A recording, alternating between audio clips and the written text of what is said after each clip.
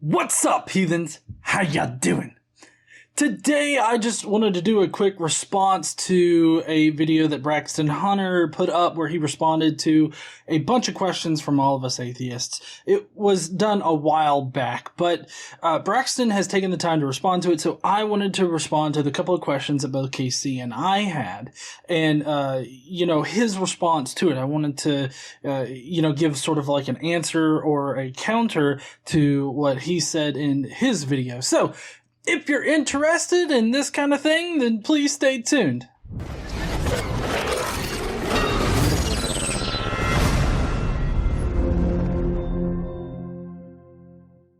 Before we get into our video today, I wanted to do the shoutouts for the month of November. If you guys don't know, part of the Skeptic mafia perks, if you are a globehead or a pure free thinker, is that you get shouted out in one of the videos of that month. And it's that time of the month, meaning it's the end of the month. First, we want to start with our globeheads today, and I want to give a personal thank you to the Clyde 950, Paul Reap, Arduin, Cadence, Stellar Monstrosity, Christina Webster, and Sean J. You guys are awesome globeheads, and I couldn't have made this month as good as it was without you. Now for the pure free thinkers. If you happen to be a pure free thinker, you also get a personal hangout with me. So if you want that personal hangout, just email me with your YouTube name so I can verify that you are a pure free thinker, and we will get that set up. But I want to give a personal thank you to Jonathan Hanachak, Transient Skeptic, Uhan Roderick, Paul Barrett, Drew's Book Reviews,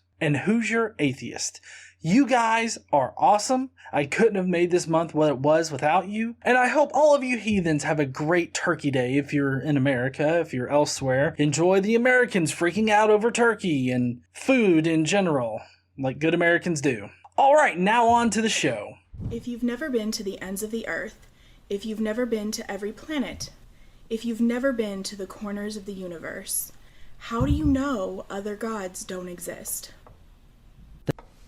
Okay, that's a really interesting one. I often say it in almost precisely that way. How do you know that there's no married bachelors anywhere in the physical universe?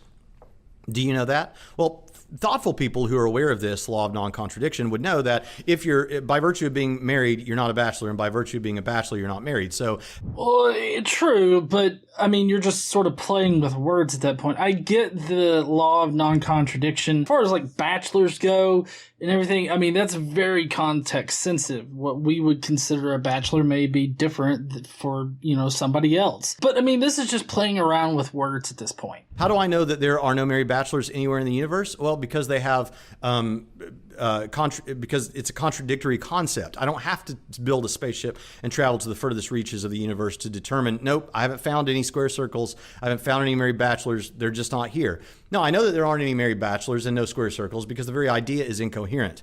And as far as I can tell, the other religions that we have are incoherent. And sometimes the God that most of the time, the God that they're purporting or the gods that they're purporting also have contradictions in their nature. Well, I mean, the same could be said about your particular God, that he has contradictions in his nature. I mean, in the New Testament, you have Jesus saying that God is the same past, present, and future, right? The God of the Old Testament's very different from the God of the New Testament. I don't really understand how your particular religion is special in this kind of way. Also, this kind of hedges on the whole black swan fallacy. Like, there was, at one point in time, it was never thought of that there could be a black swan, so therefore no black swans existed until they found black swans in Australia, and then that became null and void. So you're kind of touching on that particular area a little bit there, Braxton. Another thing is that it seems like you're viewing these other religions from a foundation that is based in your own personal faith, not from a foundation that is regardless of either faith or any faith. You have a very biased look at this particular situation because, I mean, you are a Christian. So obviously, according to you, no other gods exist. God is the one true God and Jesus is his one true son. When in reality, you have multiple different definitions of gods that are just as contradictory contradictory as your particular God. Like, one particular contradiction is the whole idea that God just loves us. He loves us so much, but he'll burn your ass forever if you don't, worship him 24/7, 365. So, I don't know. God's undying love or quote unquote unconditional love that is actually asterisk conditional, just, that seems like a pretty big contradiction. Not only that, but the fact of how the Bible and the Old Testament was written, it kind of sets itself up to be very contradictory. So you have to understand that when you tell me that, oh, well, my God's special because he's not contradictory in his nature or anything like that, everybody else's gods are incoherent, just seems like a special pleading fallacy to me. So that's one way. Secondly, I have good evidence that the God of Christianity is the one true God. And since Christianity is an exclusivist religion, that rules out all the other gods. Well, that's what you believe, but that's not what you know. Like, I get that it's kind of a subtle difference there, but I mean, nobody can know whether or not a God exists. That's why I consider myself an agnostic atheist. I know some people out there feel like that's a pointless label to have, but what the fuck ever.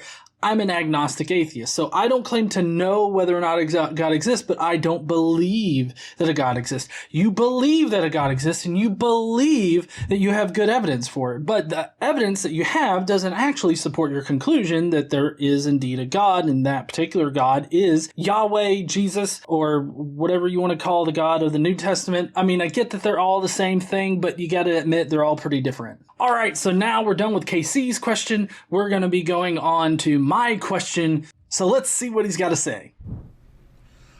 Often, creationists will characterize the Big Bang as something magically created from nothing.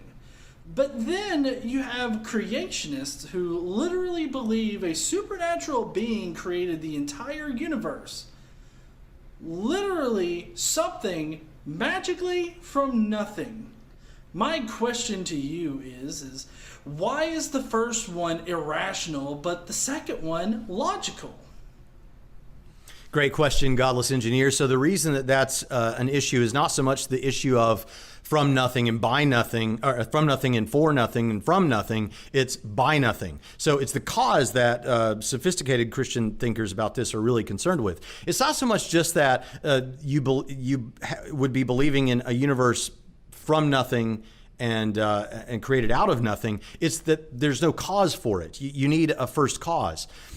Well, you see, I disagree that there needs to be a first cause, like some kind of immaterial cause that started everything. Do you need a first cause for rain? Do you need a first cause for any other naturally appearing phenomena in this universe? I mean, you don't. Like, we understand how rain is in a cycle. It's one point of the water cycle. And so there's pressures and everything like that cause the water cycle to continue to cycle. The same thing with the universe. It's not that the universe is cycling or anything, but natural forces would be this first cause that you're talking about. A lot of creationists like to suggest that it was nothing that created everything, when in reality, there was something there. There's always been something there. It's just a natural phenomena that we don't know about, we can't describe just yet, caused the universe to happen. Naturally. That's the thing, though. Natural forces would be that cause. But like I said before, creationists love to paint this as nothing creating everything, when in reality, you have to magically create some immaterial being that exists outside of reality so that he can Thanos snap the universe into existence. And all you're doing is just making up a first cause and saying, oh, that's it. I really don't see a difference between this first cause that you just magically create and a natural explanation. The big difference, though, here is that one is magical, being your explanation, and the other one is natural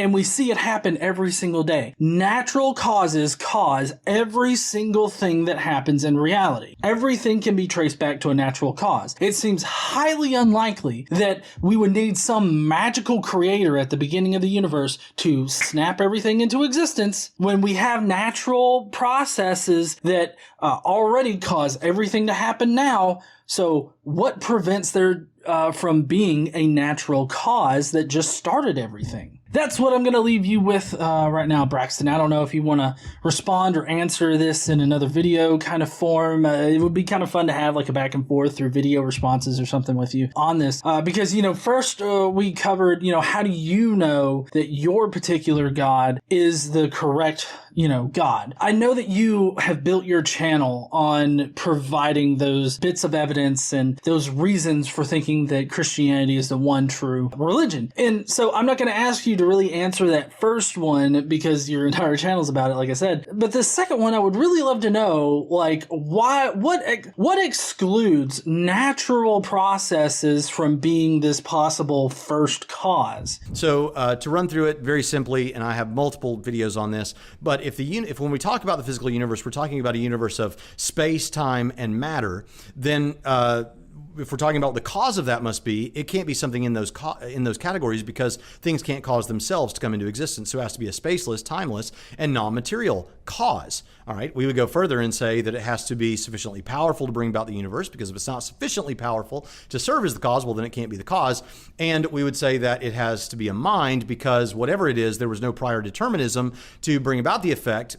From a timeless, spaceless state, it would have to have libertarian freedom. And what sort of things have libertarian freedom? Personal agents do. It would also have to be a personal agent because it would require state event causation. I go into all that in other videos. So I would say that reality had a different makeup, like prior to the Big Bang. Like prior to the Big Bang, reality just existed differently, right? We don't know what it looked like or anything like that. And we don't know what properties that particular version of reality was. So if that version of reality, of existence, then the natural forces within it created the universe, like what excludes that from just magical being? I would like to know that. And I don't use magical being as like a derogatory thing. I really want to know. Well, heathens, if you enjoyed this, please leave your comments down below. I'd love to hear your thoughts. How would you respond to Braxton here? He's sincerely engaging with the atheist community, so I would highly suggest you guys trying to genuinely answer his question or rebut his question or provide different questions for him to answer. I would really love to see those down in the comments. Hey, while you're down there, make sure you smash that like button and subscribe if you like this kind of video. Don't forget to stand up and use your voice, and I will see you heathens later.